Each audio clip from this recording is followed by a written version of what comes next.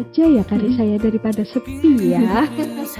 Oke, hai selamat siang leaders. Ketemu lagi dengan Miss Rachel. Hari ini Miss Rachel nggak sendiri.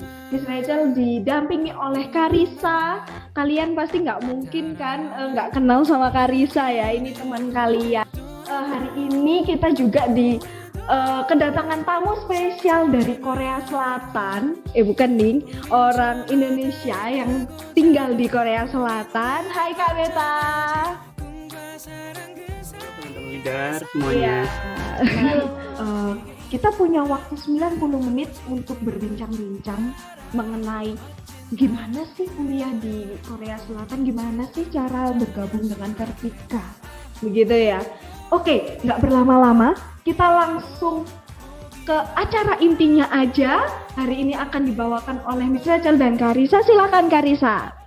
Mungkin Kak Beta bisa langsung aja memperkenalkan diri ya ke teman-teman. Oke, aku perkenalan diri ya. Jadi teman-teman leader, halo, nama saya Beta Bayu Santika.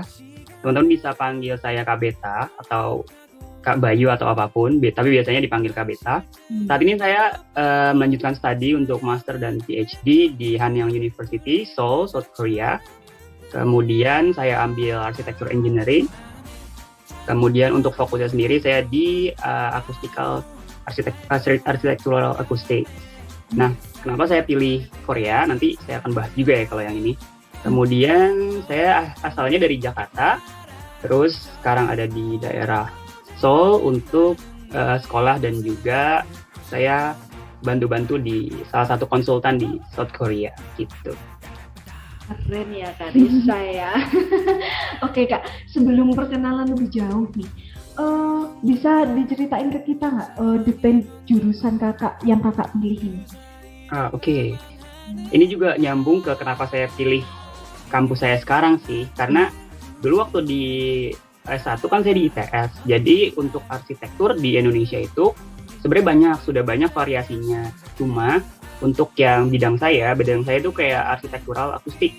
Jadi saya nanti desain bangunan-bangunan yang memanfaatkan visual, jadi harus bagus estetikanya secara visual dari mata, tapi juga harus bagus di telinga.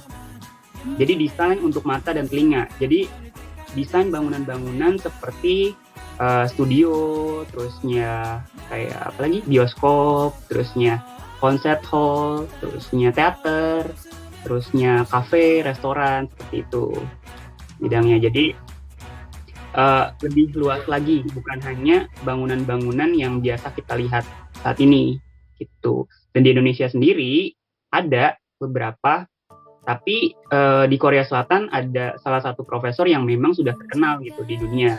Jadi makanya saya dulunya PDKT dulu nih sama si profesor itu biar saya bisa jadi mahasiswanya dia. Nah akhirnya dapet, ya udah deh saya kesini gitu. Jadi emang bidangnya juga agak jarang di Indonesia. Oke, pertanyaan pertama nih.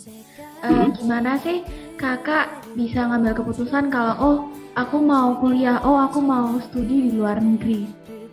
Oke. Pertama, dulunya aku waktu mungkin kalau ini teman-teman leaders masih SMP ya? Iya, SMP SMA. Iya, SMP dan SMA. Jadi pas waktu SMP sama SMA, sebenarnya saya sudah punya kayak impian gitu. Saya mau belajar tentang bangunan, terusnya saya suka musik, jadi saya ingin jadi orang yang terkenal untuk membangun bangunan yang berkaitan dengan audial juga. Jadi estetika, visual, dan audial dari SMP maupun SMA waktu itu. Terusnya di kuliah saya mulai belajar tuh, mulai cari tahu bagaimana sih konsepnya. Terusnya akhirnya saya belajar banyak di fase 1 sampai akhirnya saya tahu nih ada ternyata bidang yang memang saya sukai nih. Makanya saya sangat gampang untuk memikirkan kayak untuk lanjut S2 di bidang ini karena memang saya suka gitu. Jadi teman-teman ini dari sekarang nih SMP ataupun SMA udah harus megang gitu apa yang kalian suka. Nah, pegang terus walaupun misalnya nanti ada yang bilang nggak mungkin bisa sampai situ atau nggak mungkin kamu bisa kuliah di sana gitu. Itu tantangan buat kamu. Ketika kamu bisa melewati itu rasanya senang banget. gitu. Makanya saya megang apa yang saya suka dari SMP maupun SMA. Itu sih intinya. Oke, berarti bukan semata-mata ini ya Kak, kita mau kuliah di Korea Selatan gitu, karena suka negaranya tapi nggak tahu jurusannya gitu ya Karisa ya. Apalagi yang masih SMP SMA ya Karisa ya. Karisa juga ya, aku mau ke Korea Selatan aja Miss, biar ketemu sama idol gitu kan. biar ketemu idol ya berarti ya, bukan? Iya, emang Tahu nggak Karisa jurusan-jurusan di sana apa aja? enggak Tahu nih Kak. Nah makanya kita sebenarnya bukan Karisa aja ya, kayaknya para leaders yang lain juga nggak tahu ya sebenarnya jurusan apa-apa aja. Nanti bisa ya Kak Beta ya sharingin sama kita. Tapi ternyata Miss Rachel juga baru tahu nih kalau arsitek tuh ternyata bukan cuma arsitek gitu aja, tapi ada lagi spesifikasinya. Itu bisa diceritain nggak sih Kak, spesifikasinya apa aja sih kalau di arsitek? Banyak banget.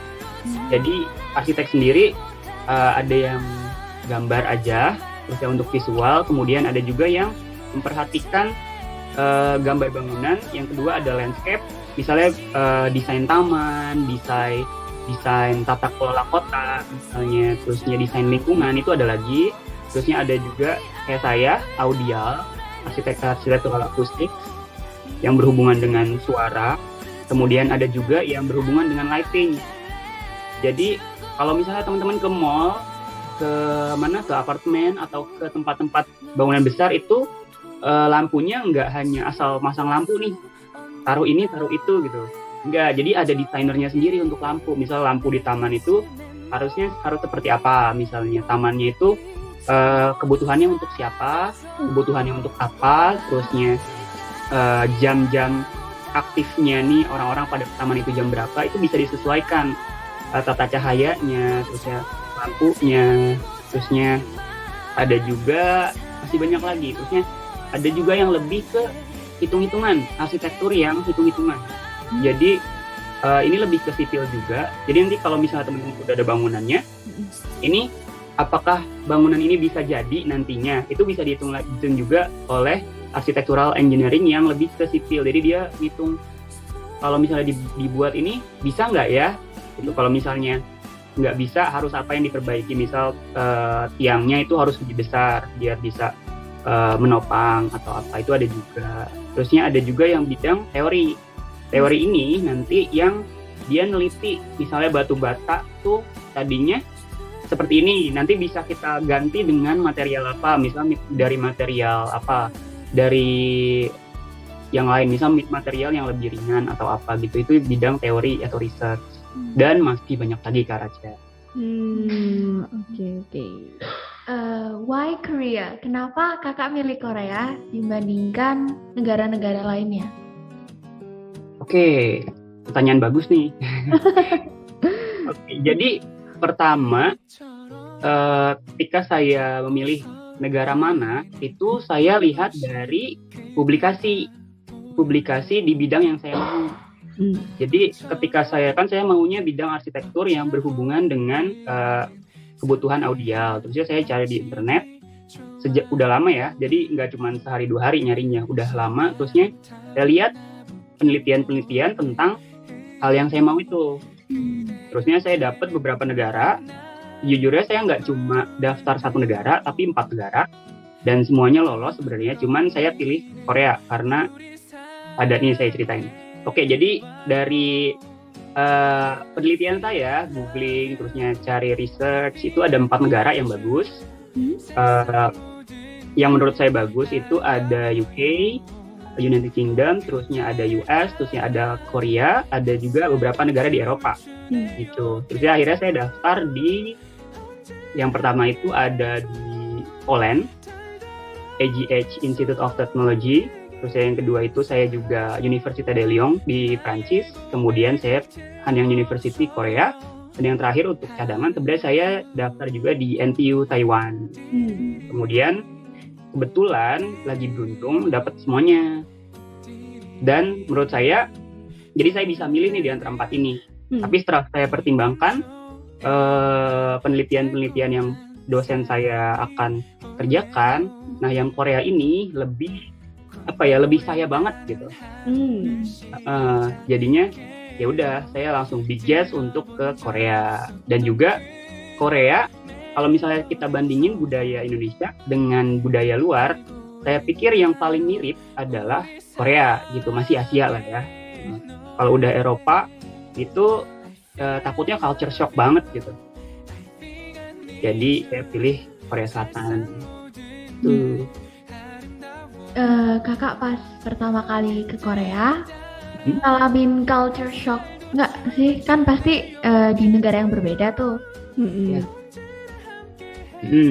Jadi pas pertama kali ke sini culture shock sebenarnya nggak terlalu banget ya, karena Korea Selatan teman-teman di sini, leader-leader di sini semua juga udah pada tahu ya dari drama Korea, kayak di sana tuh seperti apa kondisinya, terus ya orang-orangnya tuh kayak gimana gitu, karakternya seperti apa. Itu agak-agak mirip sama di karakter di drama Korea sebenarnya. Oh, berarti yang agak mirip. Drakor itu ini ya kak ya? Apa? Real gitu ya kak ya yang di drakor itu ya? Ya, jadi kalau misalnya, jadi bisa belajar sebenarnya dari drama Korea. Ada beberapa part-part yang memang budayanya itu emang beneran ada gitu. Kayak pertemanan di Korea Selatan, kalau misalnya kita lihat pertemanan di drama Korea, kayaknya kalau udah berteman tuh berteman erat banget gitu ya, bisa apa, terusnya ya udah dibantuin terus. Sama ketika di sini juga, jadi ketika kita udah kenal sama temen atau dua temen yang benar-benar klop dengan kita, itu benar-benar nantinya jadi teman baik di sini. Tuh, terusnya kalau culture shock lainnya apa ya? Oh, di sini lebih ke pali-pali apa ya bahasanya? Oh, lebih fast, apa-apanya jadi cepat gitu loh. Kalau orang Indonesia kan kebanyakan kayak slow, ngerjain apa-apa itu santai gitu. Kalau di sini jarang. Jadi orang-orang di sini tuh lebih ke ayo kerjain cepat secepatnya gitu. Jadi agak beda di situ aja sih. Persiapan apa aja sih yang harus kakak lakuin sebelum pergi studi ke Korea? Nah, kalau untuk studinya sendiri, ini ada dua ya. Pertama studi dan juga yang kedua beasiswa. Kalau studi aja, kalau misalnya teman-teman mau kuliah di sini aja, yang pasti teman-teman harus bagus nilainya ketika nanti SMP ataupun nanti SMA gitu ya. Kalau mau S1 di sini, nilainya ya rata-rata di satu kelas 10 besar aja tiap semester, atau gimana nanti bisa ke sini dengan ya jalur tes mandirinya, ada mandirinya. Dan juga biasanya di kampus Korea itu ngebuka buat internasional. Terusnya yang kedua bahasa juga bisa milih dua. Yang pertama bahasa aslinya atau bahasa, kalau di sini kan Korea berarti bahasa Koreanya, atau ya bukan dan, atau bahasa Inggris, karena bahasa Inggris adalah bahasa internasional gitu. Nah kalau saya sendiri, saya kesini dengan bahasa Inggris tuh. Jadi waktu kesini saya masih belum mengerti banget bahasa Korea, jadi belajar bahasa Koreanya ketika di Korea. Tapi untuk bahasa Inggris saya sudah mumpuni gitu. Itu untuk kuliahnya. Tapi kalau untuk beasiswanya, teman-teman harus balance nih antara akademik sama non-akademik. Jadi antara nilai di sekolah itu harus bagus yang pertama. Yang kedua, teman-teman juga harus aktif dalam kegiatan sosial atau organisasi kayak gitu. Misal teman-teman ada di OSIS, gitu, aktif di OSIS atau menjadi panitia di kegiatan apa. Terusnya atau teman-teman volunteer atau jadi volunteer itu jadi ngebantu di mana atau apa gitu. Atau kadang juga di daerah-daerah di beberapa tempat suka ada ngajar untuk anak jalanan atau panti asuhan kayak gitu. Itu dinilai banget ketika daftar beasiswa. Tuh kalau untuk beasiswa ya. Jadi kalau beasiswa harus balance antara akademik dan non akademik. Apa aja sih universitas dan jurusan yang menurut kakak menarik dan terkenal di Korea yang kakak mau rekomendasiin ke kita nih? Oke. Ada tuh kalau di Korea, kalau teman-teman baca di Google, lihat di Google itu rankingnya 10 besar di Korea itu udah pasti bagus. Bukan hanya di Asia tapi di dunia ya. Tapi kalau rekomendasi yang paling atas itu ada Kalau di Korea ada sebutan SKY.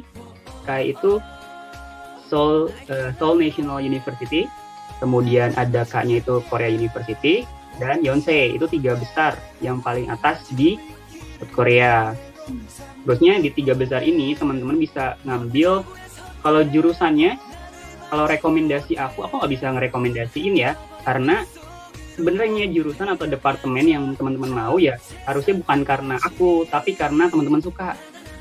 Dan memang teman-teman punya bakat atau minat di situ.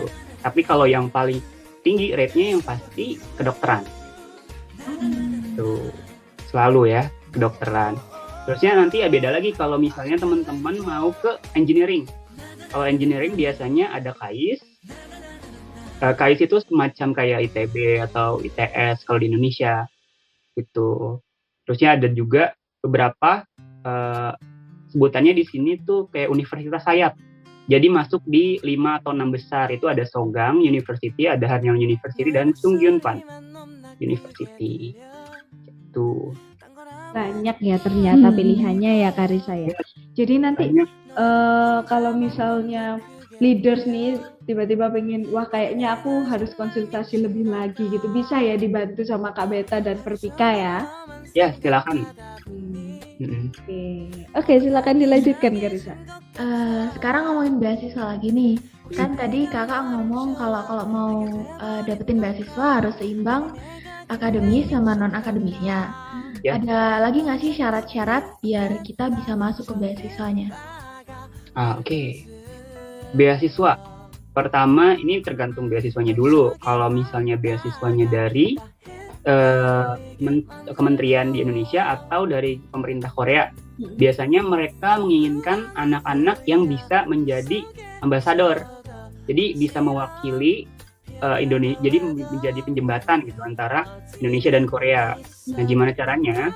Jadi teman-teman sudah punya plan, sudah punya pemikiran ke depan. Nanti teman-teman mau ngapain yang nantinya berguna untuk kedua negara ini. Itu kalau misalnya dari beasiswa pemerintahan atau kementerian atau dari negaranya, misalnya Indonesia atau Korea. Jadi teman-teman harus punya plan gimana caranya setelah lulus nanti teman-teman udah punya plan akan ngapain biar bisa menguntungkan kedua negara ini gitu. Jadi penjembatan antara kedua negara ini. Selain dari tadi harus bagus di non akademik dan juga akademiknya. Ya. Terusnya ada lagi beasiswa dari mana ya? Kalau aku sendiri beasiswa aku dari Hyundai. Teman-teman tahu ya Hyundai mobil. Yes, aku dapat beasiswa Global Scholarship buat Hyundai. Jadi kalau beasiswa yang aku langsung ke aku aja. Beasiswa Hyundai itu sendiri diperuntukkan untuk mahasiswa-mahasiswa Asia Tenggara. Jadi dari satu kampus cuman diambil 5 orang, dan kebetulan pas zamannya aku itu kepilih Indonesia 1, kemudian Vietnam 2, Filipina 1, Malaysia 1 gitu. Dan itu juga diambil dari portofolio.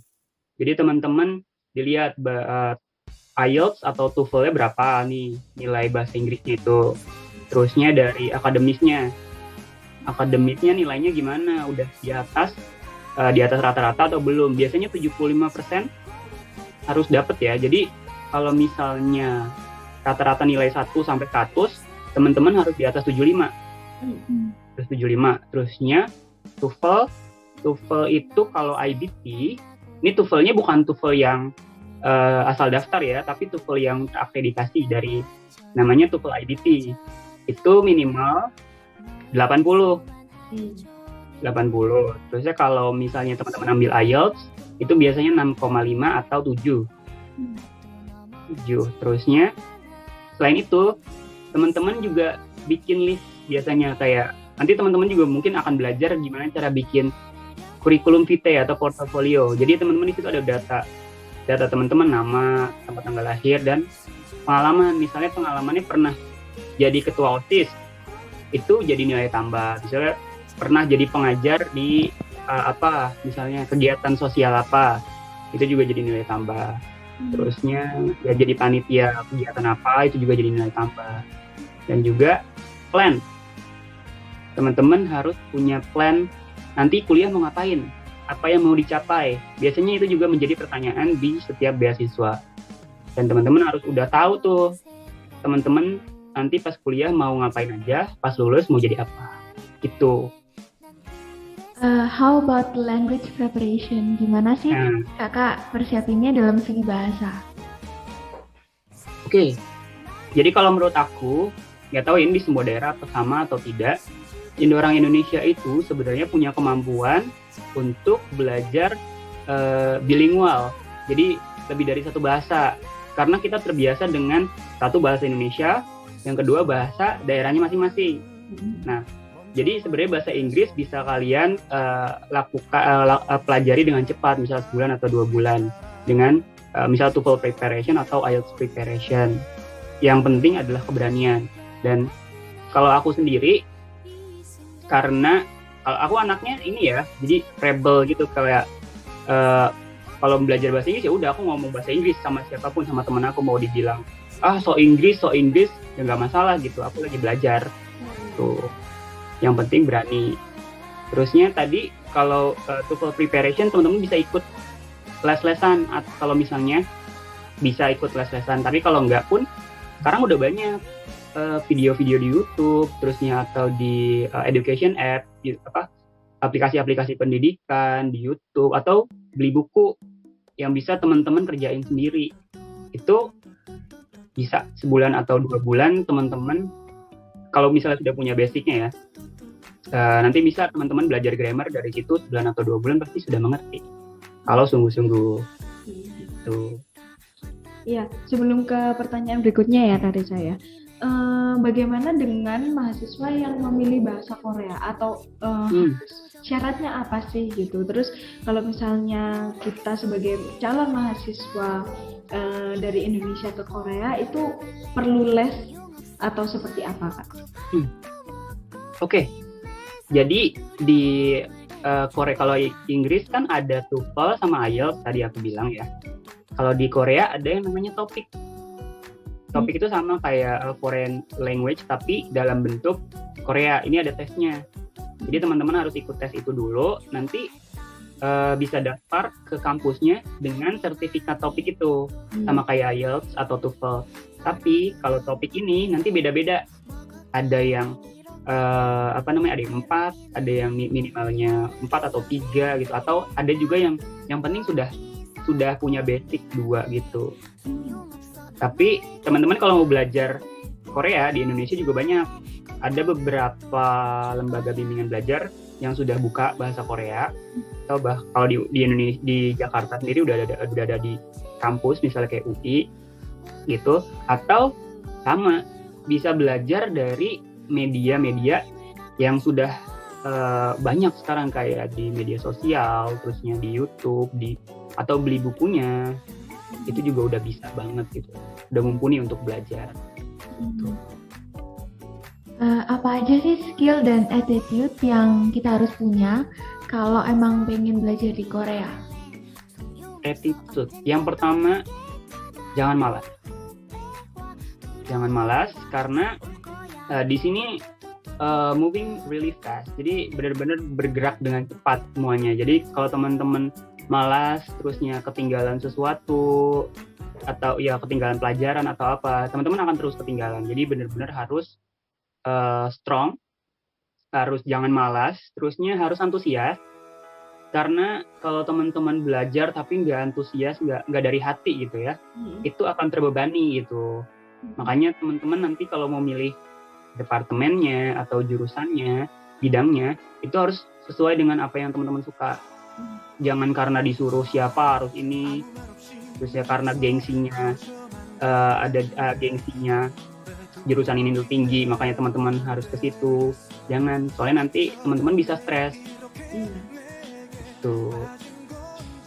Kesulitan apa aja sih yang kakak alamin sehari-hari kalau lagi ada di Korea? Yang paling kalau buat aku, karena aku datang ke sini tanpa belajar bahasa Korea dulu, jadi benar-benar bahasa Inggris, sama kayak di Indonesia. Jadi orang-orang di sini pun yang bisa bahasa Inggris tuh nggak banyak gitu loh. kalau di kampus oke, banyak yang bisa bahasa Inggris, tapi kalau misalnya di supermarket, terusnya kalau mau beli jajan atau di restoran itu kan jarang yang pakai bahasa Inggris. Mereka pakai bahasa Korea. Biasanya itu sih language barrier-nya itu yang bikin aku agak obstacle lah sedikit. Tapi setelah teman-teman tahu basic, ya seenggaknya di sini sudah 6 bulan gitu ya, 1 semester, teman-teman udah mulai bisa tuh kayak ngomong di convenience store kayak ini berapa gitu, ini berapa, terus ya untuk menjawab hal-hal kecil tuh udah bisa. Itu aja. Jadi di awal-awal biasanya language barrier yang paling jadi masalah buat. Boleh nggak sih kakak share salah satu memori yang menurut kakak paling memorable pas lagi di Korea? Memorable ya. Mungkin ada satu. Jadi ketika kan di sini entah sama atau enggak, karena pas aku kesini waktu itu belum COVID banget. Terusnya pas di sini udah COVID-19 banget. Waktu itu sempet, kan aku tinggal di asrama, jadi tinggalnya harus berdua sama temen gitu. Dan kebetulan temen aku kalau di sini ada tracking gitu, jadi harus cek coronavirus. Terusnya karena aku teman sekamarnya, jadi aku juga harus tes dong. Nah itu aku harus tes di sini, dan notabene bukan negaraku. Terusnya tesnya itu tes COVID pula yang aku nggak ngerti ini tes seperti apa gitu. Itu aja sih. Tapi untungnya negatif, karena teman sekamarku pun ternyata negatif gitu. Hanya ketakutan aja, takut kena COVID atau apa gitu. Tapi yang pasti itu buat aku kayak wow gitu, memorable, harus tes di negara orang. Kalau kakak nggak keberatan nih, boleh nggak share satu hal tersusah yang kakak alamin dan gimana sih cara ngatasinnya? Oke. Jadi ini sebenarnya aku yang greedy ya, yang agak serakah. Jadi aku tuh orangnya yang suka ikut A, ikut B, ikut C, ikut Z gitu. Ikut kegiatan A, kegiatan B, kegiatan, sampai aku nggak sadar kalau misalnya waktuku tuh udah penuh gitu, udah kayak aku ikut Pertika, terusnya aku juga ikut kegiatan-kegiatan di kampus, terusnya aku bantu dosen di lab, terusnya aku juga jadi narasumber di beberapa tempat gitu. Sampai aku nggak sadar mengiyakan banyak hal. Biasanya aku manajemen waktu yang masalah. Tapi setelahnya udah nggak lagi sih. Kemarin aja jadi kewalahan gitu. Habis ini harus itu gitu. Biasanya itu. Tapi sekarang aku udah sadar gitu kayak, oke, aku batasin kegiatanku ini aja. Selain yang tidak prioritas, mendingan aku tolak dari awal. Gitu. How about your social life? Gimana sih kehidupan sosialnya kakak? Kalau menurut kakak nih, mendingan kalau kita di sana temenan sama yang orang-orang Indonesia aja, atau mending cari teman baru yang emang berasal dari Korea? Nih, ini pertanyaan bagus juga nih Karisanya. Jadi waktu aku kesini, aku tuh sudah sombong gitu ya. Aku nggak mau temenan sama orang Indonesia. Biar aku banyak belajar gitu tentang budaya lain, bahasa lain, terusnya jadi lebih Korea gitu, lebih jadi orang sini. Tapi ternyata ketika sampai sini, aku memang butuh gitu berteman dengan orang Korea gitu, supaya aku juga bisa beradaptasi di sini, terus dia mengetahui apa yang do and don't-nya di sini. Tapi juga aku butuh teman dari Indonesia juga. Kenapa? Pertama, orang-orang Indonesia yang ada di sini atau mahasiswa-mahasiswa yang di sini mengerti keadaan kita, karena kita sama-sama orang Indonesia yang ada di Korea. Jadi kalau ada apa-apa, mereka akan bantu lebih banyak, karena mereka lebih mengerti tentang Indonesia, tentang kita, tentang apa-apanya kita, tentang Indonesia.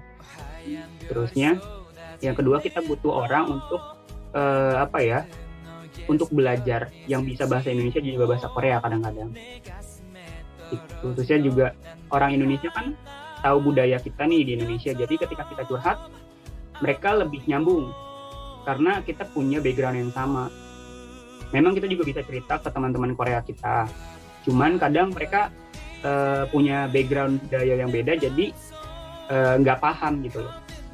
Jadi kita butuh dua-duanya, teman Korea ataupun teman dari Indonesia, itu biar balance. Dari pengalaman kakak nih, boleh nggak sih share hal-hal yang sebaiknya nggak dilakuin kalau lagi belajar dan tinggal di Korea? Oke. Apa yang harus dilakuin dan tidak harus dilakukan. Jangan jadi di Korea, balik lagi ke yang aku bilang tadi, jangan malas. Jadi ketika sudah mengiyakan, ayo aku kuliah di Korea, kamu kesini. Di Korea itu anak-anaknya lumayan rajin-rajin gitu. Jadi teman-teman kalau nggak rajin, itu bakal kesalip terus gitu sama teman-teman yang lain, dan nilainya ntar malah jatuh. Makanya jangan malas untuk belajar, dan juga harus menyukai apa yang kamu lakukan di sini, biar nggak terpaksa untuk belajar atau terpaksa untuk mempelajari sesuatu. Jangan malas dan harus antusias. Bisa nggak sih kakak share hal-hal unik dan menarik yang ada di Korea yang mungkin kita nggak tahu? Hal-hal unik dan menarik yang ada di Korea. Apa ya? Hal-hal unik. Sebenarnya nggak ada hal unik karena teman-teman udah tahu semua di drama Korea.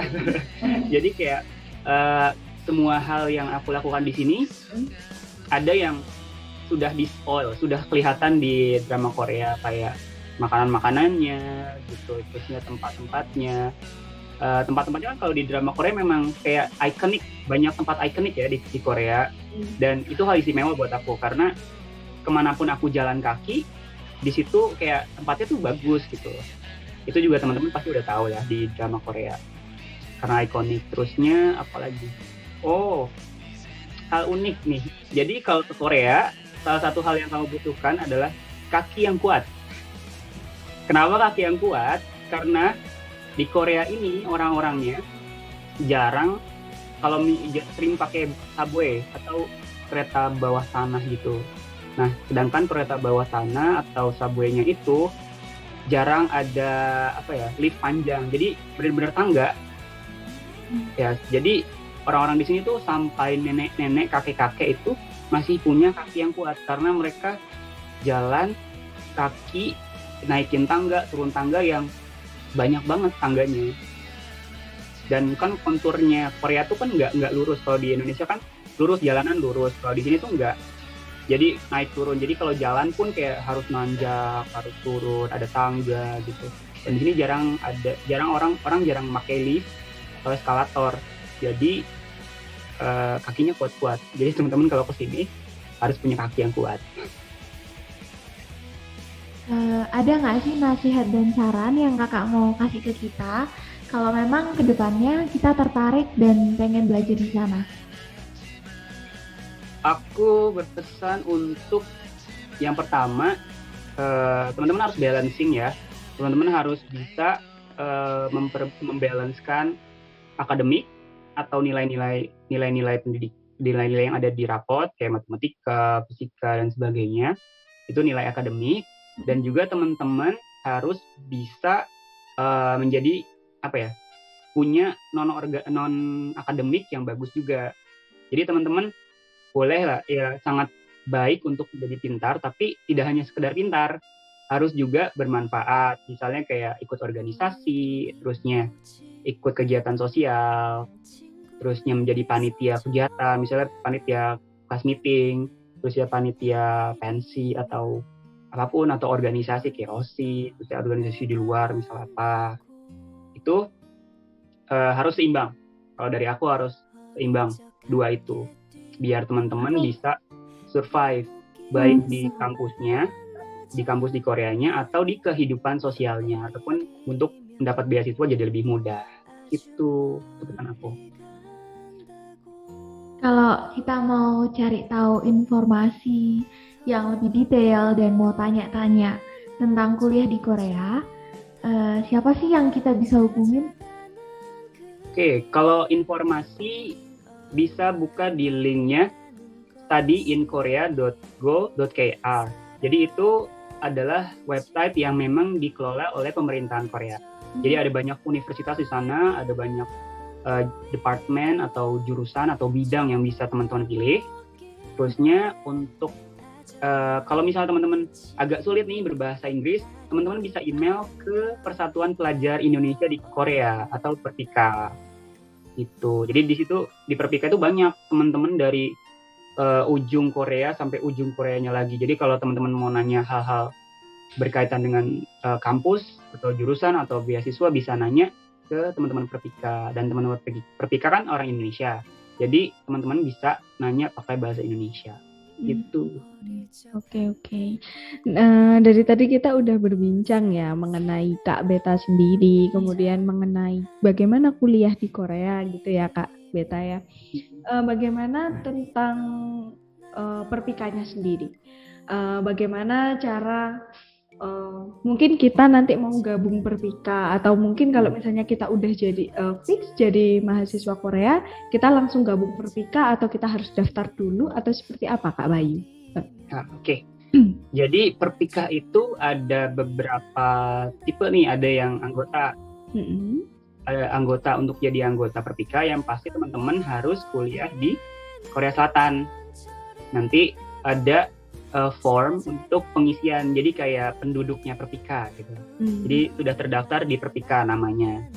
Itu nanti kalau sudah terdaftar, teman-teman otomatis menjadi anggota Perpika. Tapi yang kedua ada lagi pengurus Perpika.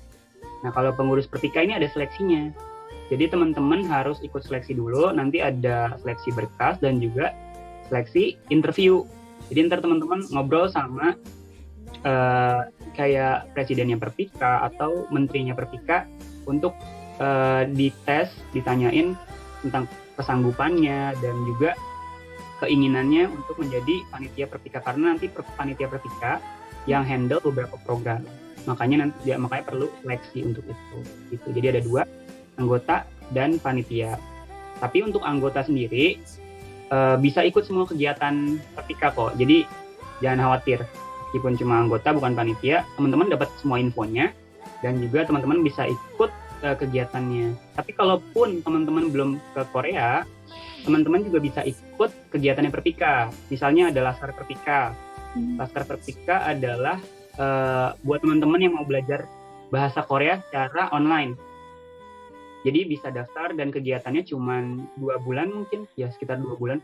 Cuma 8 minggu deh kalau nggak salah, ya 8 minggu 2 bulan ya. Jadi nanti ada kuliah kayak les online gitu.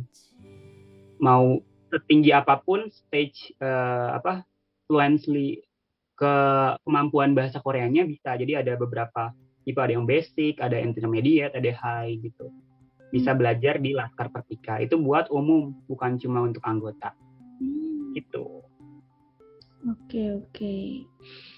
Kayaknya cukup dulu ya perbincangan kita ya. Sekarang saatnya leaders, kemudian mungkin ada parents atau teachers yang mau bertanya-tanya, boleh ya Karisa, kita buka ini sesi Q&A-nya.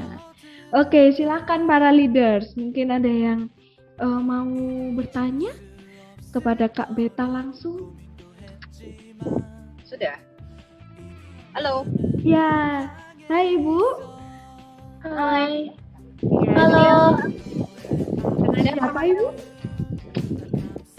Saya mamanya Naomi.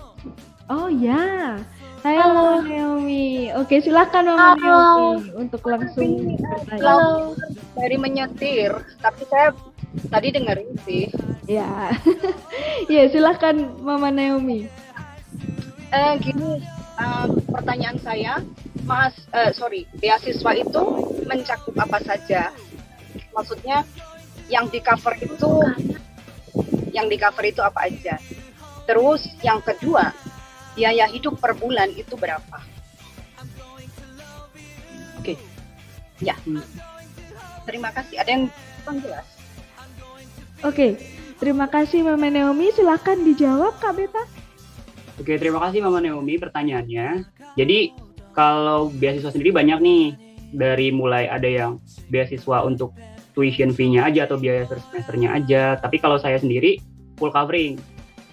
Jadi dari mulai yang tuition fee-nya aja, misalnya potongan untuk semesterannya ada, itu yang dari kampus biasanya.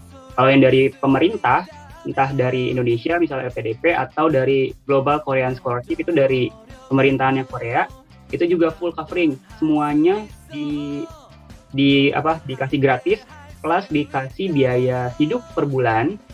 Itu kalau misalnya Global Korean Scholarship itu sekitar 800.000 Korean won. Atau kalau di Indonesia mungkin sekitar 10 juta rupiah per bulannya gitu. Itu mirip-mirip sama beasiswa aku. Beasiswa aku kan Hyundai Chumongko Foundation. Itu juga full covering untuk semua hal dan aku dapat 1 juta Korean won. Kalau dirupiahkan mungkin sekitar 12 juta ya. 12,7 juta rupiah per bulan. Nah, untuk kehidupannya itu di Korea tergantung. Kalau di Seoul cukup mahal. Untuk kalau dormitory murah ya, dormitory paling cuma 200.000 Korean won atau ada yang gratis juga. Terus ya untuk biaya makannya sehari-hari itu satu kali makan kalau di kampus itu cuman 3.000 sampai 5.000 Korean won. Jadi kalau saya hitung kasarannya satu bulan di Seoul itu 600.000 Korean won itu sudah cukup atau 8 jutaan rupiah itu. Nah, kalau misalnya dapat beasiswa kan berarti masih ada sisa tuh dari misal 1 juta kurangi 600.000, masih ada 400.000 yang bisa teman-teman tabung gitu atau untuk kebutuhan lain itu. Tapi kalau misalnya nggak di Seoul nih, di daerah lain misalnya Dekais, di Daejeon itu lebih murah lagi, mungkin 400.000 atau 500.000 Korean won sudah cukup.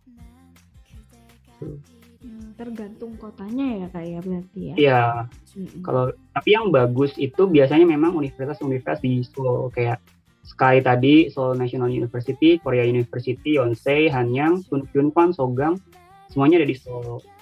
Makanya agak mahal, biasanya 600.000 itu udah mepet banget tuh makan sama tempat tinggal biasanya. Oke. Gitu. Ya. Bagaimana Mama Naomi? Ya, terima kasih sekali sudah jelas. Itu yang terima kasih ya Mas Rizka. Iya, terima kasih Mama Naomi. Silakan leaders.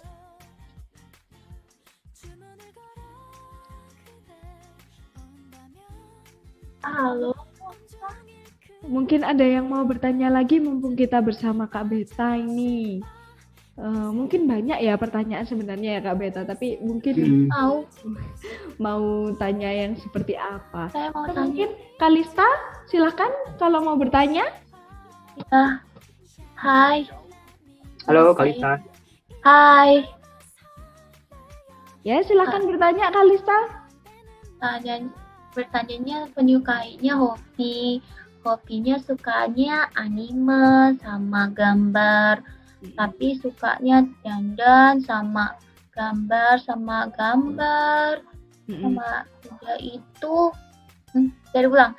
Hobinya aku sukanya gambar, membaca buku, mendengar musik dan suka gambar.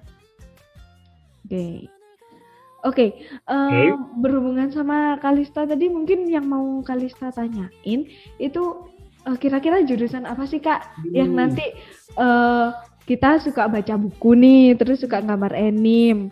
Banyak nih para leaders kita yang suka gambar anime ya. Itu kira-kira jurusan di sana apa sih yang direkomendasikan buat anak-anak yang hobinya seperti itu dan ingin menggeluti bidang-bidang itu? Kak Beta. Ya aku lihat tadi juga Kalista gambarnya bagus banget. Jadi kalau misalnya bisa mau diperdalam bisa banget. Jadi kalau misalnya anime mungkin Jepang terkenal ya, tapi Korea juga punya desain dan art and design. Jadi Kalista bisa jadi mahasiswa di art and design itu sendiri, bisa gambar secara manual, kayak painting ataupun digital. Gitu. Bisa tuh Kalista. Oke. Kalau Karissa sendiri, apa yang kamu tertarik dari Korea? Atau mungkin kamu malah mau pengen minta saran dari Kak Beta nih? Kalau aku sih lebih seneng dalam bagian art, kayak Kalista tadi itu gambar dan musik. Kira-kira gimana Kak? Wah, ini harus pilih salah satu nih Karissa. Kalau misalnya bisa sih. Kalau aku kan sukanya gambar bangunan nih, gambar bangunan. Terusnya aku juga suka musik. Jadi aku pingin mendesain concert hall, teater kayak gitu. Terus itu udah aku pikirin dari lama juga. Sama kayak kamu dari SMP aku suka ini, aku harus belajar di bidang ini. Terusnya kalau Karissa suka gambar dan juga suka musik. Kalau misalnya gambar gambarnya kayak gimana nih Karissa? Kalau misalnya gambar bangunan bisa kayak aku. Tapi kalau gambarnya lebih ke seni murni, kayak gambar landscape, gambar view, pemandangan, gambar manusia kayak gitu. Mungkin Karissa bisa masuk ke DKV, desain komunikasi visual, atau bikin film animasi kayak gitu. Oke. Kalau misalnya ini Kak, kalau yang seni musik kayak gitu, kemudian ada universitas sendiri atau mungkin bahkan setiap universitas tuh punya. Yes, Miss Rachel, ini pertanyaannya bagus banget juga. Karena di Korea kan artnya juga itu banyak banget yang terkenal gitu ya. Seni murni, kemudian seni musik itu banyak banget dikembangin di Korea. Jadi hampir di semua universitas dia punya fakultas seni sendiri. Dan juga ada kampus khusus seni, Korean Art di sini. Oke. Dan fasilitasnya sangat bagus di sini. Jadi studionya, terusnya tempat rehearsalnya, terusnya tempat untuk showcase-nya, terusnya amphitheaternya, itunya sudah mumpuni, bahkan di universitas yang umum gitu loh, nggak cuma di universitas khusus seni. Oke. Kalau boleh tahu Kak, apakah setiap universitas di Korea itu menerima beasiswa atau mungkin ada beberapa universitas yang tidak bisa menerima beasiswa? Saya kurang tahu untuk banyak banget ya universitas di Korea, tapi untuk universitas bagus, misal kayak di 10 besar aja, itu dari kampusnya sendiri sudah pasti ada beasiswanya. Gitu. Tapi itu beda-beda lagi ya. Kalau dari kampus biasanya cuma pemotongan biaya gratis, terusnya ada juga yang ngasih sampai asramanya gratis gitu. Itu tergantung si kampusnya. Tapi untuk 10 besar sudah pasti ada beasiswanya. Belum lagi teman-teman bisa ambil beasiswa dari luar kampus. Tadi kayak dari pemerintahan dan sebagainya, yang tidak punya limit di kampus mana gitu. Jadi teman-teman bisa milih kampus mana aja dengan beasiswa pemerintah sebenarnya. Oh wow, keren Kak Beta. Oh ini ada Papareo yang saya bacakan chatnya langsung ya. Kak Beta hebat banget bisa mendapatkan scholarship di Korea. Kalau Kak Beta look behind, adakah spesifik path atau effort ya, atau kebiasaan yang menurut Kak Beta secara konsisten membangun peluang buat kakak bisa dapat scholarship seperti sekarang? Pertanyaan pertama dulu aja Kak, bisa dijawab. Oke. Jadi dari kecil ya saya sudah ini aku bercerita aja. Jadi kalau orang tua aku sendiri ngedidik aku untuk mempunyai plan sendiri. Jadi kalau orang tua aku nggak yang kamu harus jadi ini jadi itu gitu, nggak. Jadi ketika dari kecil aku udah ditanyain mungkin dari SD gitu, bukan tentang prestasi, tapi apa yang kamu ingin pelajari gitu, apa yang sudah kamu tanyakan terkait apa yang kamu inginkan itu. Jadi selalu ditanya kayak gitu, sampai aku udah punya kayak di SMP atau di SMA aku udah punya kayak saya mau jadi ini ya. Nah orang tua aku yang kayak kalau kamu mau mencapai ini kamu harus bisa ini. Nah itu kita harus stick on point, jadi stick ke plan itu gitu, jangan sampai kita keluar dari jalur kita gitu. Tapi balik lagi, ini yang kita pegang ini apa yang kita suka ya, jangan sampai kita terbebani untuk menjalani ini. Jadi untuk mencapai ke misalnya dari Jakarta ke Malang, itu kan kalau misalnya naik kereta kita harus melewati mana dulu, Jawa Tengah ke Jogja atau kemana dulu itu ya, Jawa Barat, Jawa Tengah ya atau apa. Nah, kita harus udah tahu nih kalau kita mau ke Malang, kita harus melewati Jawa Tengah dulu gitu. Jadi kita harus sudah punya plan yang tidak hanya garis besar, tapi udah ada mendetail. Berarti kalau misalnya saya mau menjadi seorang arsitektural akustik, saya harus belajar S1 di bidang ini. Terusnya stasiun kedua adalah bahasa saya harus bagus. Yang ketiga, saya harus pintar dalam public speaking, karena seorang arsitek harus bisa menjelaskan tidak hanya dengan gambar. Terusnya, yang lainnya apalagi? Jadi sudah punya list itu yang satu persatu saya capai gitu. Dan itu nggak mudah loh. Aku dulu waktu SMP orangnya nggak bisa ngomong. Jadi kalau ngomong di depan itu kayak grogi gitu.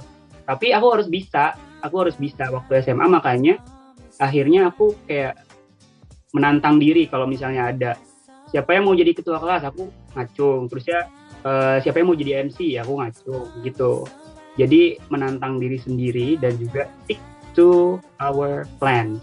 Intinya itu sih. Dan juga kolaborasi dari supporting system dari orang tua juga. Karena aku bersyukur punya orang tua seperti orang tua aku. Oke, pertanyaan yang kedua, Kak. Umumnya anak-anak takut untuk membayangkan pergi sendiri ke negara orang. Apa sih motivasi yang harus dibangun supaya anak-anak jadi berani bercita-cita cari beasiswa ke luar negeri? Setiap orang ya, saya juga masih anak-anak sebenarnya. Jadi harus punya impian yang datang dari dia sendiri gitu. Soalnya kalau misal kayak aku kan punya impian aku sendiri gitu loh, yang memang ada pengaruh dari orang tua aku, misalnya orang tua aku yang ngasih suggestion untuk ambil di sini atau teman aku yang ngasih ini loh, kalau misalnya mau ngambil yang bagus tuh di sini. Jadi balik lagi ke motivasinya teman-teman. Kalau motivasinya tinggi, teman-teman pasti juga akan kayak malah tertantang untuk ke luar dari zona nyamannya. Tapi kalau misalnya teman-teman masih belum sampai nge-reach bagian motivasi tertingginya, itu pasti agak susah. Dan juga mungkin karena ini juga ya, karena orang tua aku masih tahu kalau misalnya aku tidak pernah diajarkan untuk mengetahui orang-orang itu jahat. Jadi aku selalu berani untuk melakukan apapun gitu. Jadi untuk tinggal di sini atau tinggal di situ, selama kamu bersikap baik, terusnya menjalani semuanya sesuai rules yang ada, kamu akan baik-baik aja gitu. Orang tua aku selalu titik beratin itu. Jadi itu sih intinya. Jadi yang perlu dicatat oleh para leaders nih ya, kita harus tetap fokus sama apa yang kita mau gitu ya. Yang pasti kita harus tahu ya Kak Beta ya, apa yang kita mau itu dulu ya Kak Risa ya. Kemudian harus berani menantang diri sendiri. Itu yang penting ya Kak ya. Iya benar banget. Ya. Oke, bagaimana Pak Reo? Mungkin ada yang mau ditanyakan kembali ke Kak Beta? Thank you ya, jawabannya bagus banget. Sukses.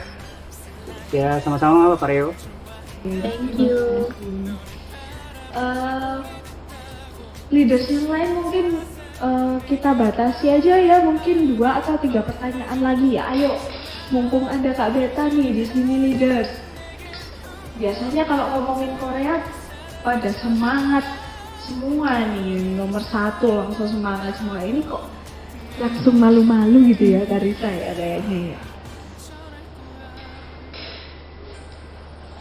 Halo, Kak Beta. Halo. Hai, dengan siapa di sana? Reo. Oke, bagaimana Reo? Silakan. Kak Beta sekarang ngapain? Pekerjaannya apa? Oke, silakan Kak Beta dijawab. Pekerjaannya apa sekarang Kak Beta?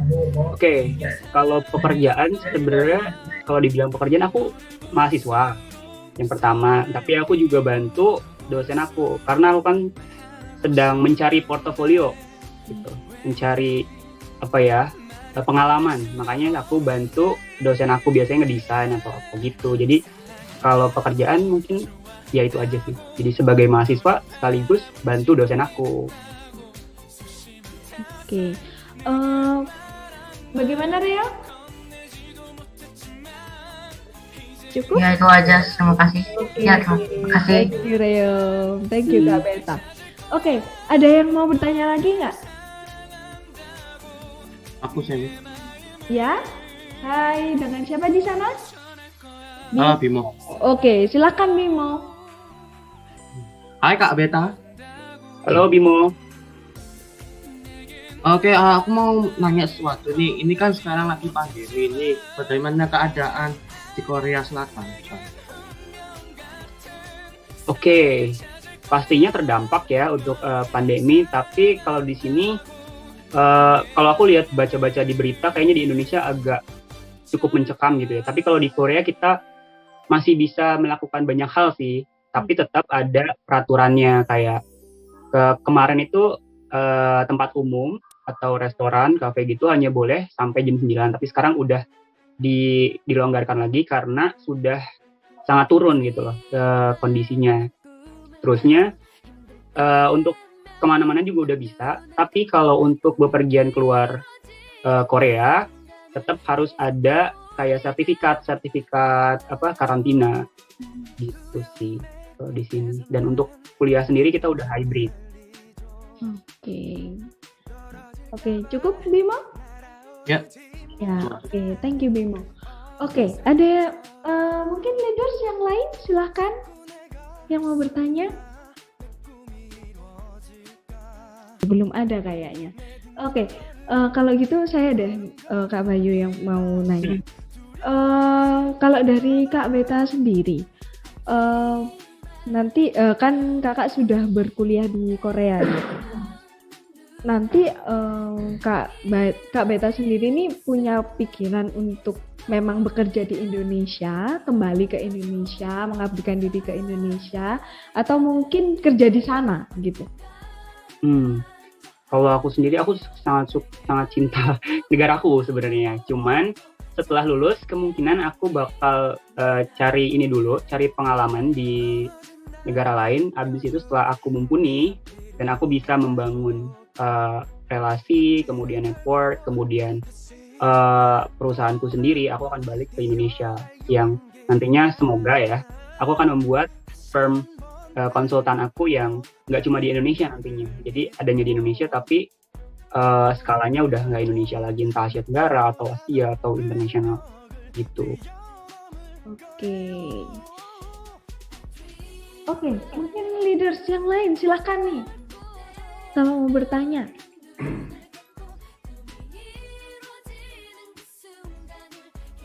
Ada yang mau bertanya? Oh, ada teacher yang akan bertanya nih. Oke, silakan. Ya, halo, selamat siang. Siang Pak. Kak Berta ya. Ya, ini baru ketemu ini, saya kemarin chatting aja lewat WA, ini baru ketemu. Oh, Pak Andi. Iya. Ya, sebelumnya bukan mau bertanya sih, tapi saya ini mau ngucapin aja terima kasih banyak nih setianya Kak Berta sudah mau sharing ya, bersharing pengalamannya supaya ya leader-leader kita di sini dapat lebih terbuka wawasannya. Jadi nanti saat waktunya tiba mereka harus membuat keputusan akan studi lanjut kemana, itu mereka sudah lebih mantap lagi. Sekali lagi terima kasih. Saya atas nama National Leader School mengucapkan banyak sekali terima kasih untuk Kak Berta dan Perpika, khususnya untuk Perpika juga. Salam untuk teman-teman Perpika semua. Tetap sehat-sehat terus dan sukses selalu. Sama Pak Andi. Saya juga terima kasih karena kegiatan-kegiatan seperti ini benar-benar yang sebenarnya sangat membantu teman-teman dari siswa Indonesia buat mengglobal gitu. Jadi tidak hanya berpikir tentang Indonesia tapi juga internasional. Terima kasih juga untuk program ini. Oke, ya luar biasa, mantap sekali. Oh iya, ini kalau seandainya nih nanti ada leader-leader kami yang pengen mau tanya-tanya, itu bisa kontak ke Perpika atau bisa ke Kak Berta ini? Boleh di manapun. Jadi kalau Perpika di email yang sama seperti Bapak kirim, atau ke saya juga bisa lewat email atau bisa media sosial lain. Oke, ya, thank you, terima kasih sekali lagi, terima kasih banyak. Oke, kita sudah banyak berbincang nih ya dengan Kak Beta. Bahkan ada beberapa pertanyaan yang sangat luar biasa hari ini. Kita dapat satu inspirasi yang besar ya Kak Risa ya hari ini ya. Karena ternyata kita kedatangan tamu yang sangat luar biasa dengan cita-cita yang luar biasa hingga hidupnya sekarang juga luar biasa gitu ya. Kita berharap bukan cuma ya udah pulang dari sini ya udah gitu aja, tapi leaders kita ini juga punya pemikiran yang besar seperti Kak Beta dan teman-teman yang lain yang sekarang lagi kuliah di Korea Selatan gitu ya Kak Risa. Oke, sepertinya sudah cukup ya pertemuan hari ini. Thank you banget buat Kak Beta. Oh, satu lagi Kak. Menurut Kak Beta, sukses itu apa sih? Oke, kalau menurut aku sukses itu ketika kita sudah bisa menjadi orang yang berguna dan berpengaruh untuk orang lain. Oke. Cukup singkat, padat, jelas, tapi mengena gitu ya Kak Risa. Oke Kak Beta, thank you banget buat hari ini, buat kesempatannya hari ini. Sukses selalu di sana. Kita berikan aplaus dulu buat Kak Beta. Thank you banget Kak Beta. Semoga di lain kesempatan kita leader bisa ketemu dengan Kak Beta dan ketemu teman-teman yang lainnya di Korea Selatan ya Kak Beta ya. Yes. Oke. Saya tunggu ya teman-teman leader sini. Iya. Oh, ada satu kata lagi nih dari Mr. Andi. Silakan Mr. Andi. Iya, pengumuman aja untuk ini dengan Oke, maaf like ini. Ya. Ya, pengumuman aja dengan ini sekarang bahwa National Leader School sudah mempunyai fasilitas yang luar biasa dan sudah punya fasilitas podcast sendiri ya.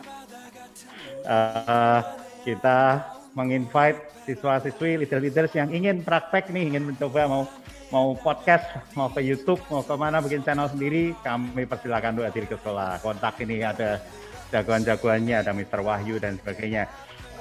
Untuk kata saya lagi terima kasih Kak Berta. Untuk leader-leader semua, nantikan Career Day berikutnya kita akan menghadirkan juga mahasiswa dari ini banyak yang ngantri ternyata ini, jadi kita sudah di waiting list, nanti ada PPI dari China, juga ada PPI dari Jepang, kemudian dari Australia juga sudah siap untuk hadir untuk sharingkan pengalamannya ke leader semua. Oke, terima kasih Kak Beta untuk siang ini. Terima kasih juga untuk leader, parents, teachers yang sudah bergabung di podcast kita hari ini. Thank you Kak Risa sudah menemani Miss Rachel. Dan pada akhirnya kita sudah selesai dan bye-bye. See you next time. Bye. Thank you leader. 영원히 채워둘 거야.